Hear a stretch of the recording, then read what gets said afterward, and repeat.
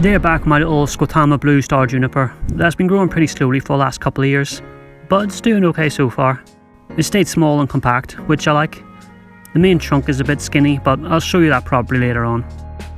In the last video I just done a semi-repot where I basically just took it out the pot and pruned the long roots and didn't really disturb the root ball too much. So basically now it's just being allowed to grow and recover from that.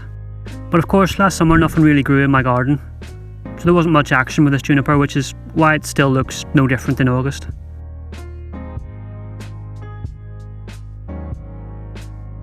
Then of course in September it's going to be slowly shutting down and getting ready for winter, but that's fine. It does look very healthy though, which is the main thing.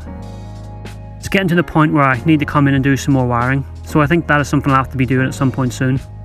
I like to make sure the work I do in junipers is spaced out, so one season I'll work on the roots, the next the top. Trying to do both of these all in one season can really stress a juniper out, so it's much better just to go really slowly and not risk upsetting it.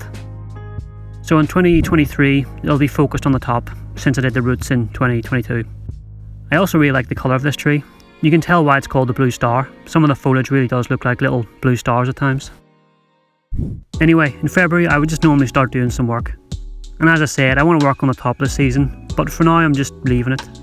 Nothing is too out of control or needs corrected. So I'm just going to leave it, let it push out some growth in spring, and then come back in early summer and address any problems. And probably wire it too. And here's a close-up of the trunk that I promised earlier. So you can see there's nothing special going on there. It's still pencil thin, but then I am growing it in a small pot, so what can you expect? But there's plenty of foliage to work with, which is at least something. Then you'll see here in March I did the classic thing of press and record when I was setting up the camera. So when I thought I was actually pressing record, I was pressing stop. So anyway, in April there's not much going on. I'm just waiting for it to wake up and put on some growth.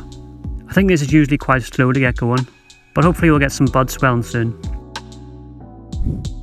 And here we are now where there's still not a lot happening, but I'm sure it will explode with growth soon.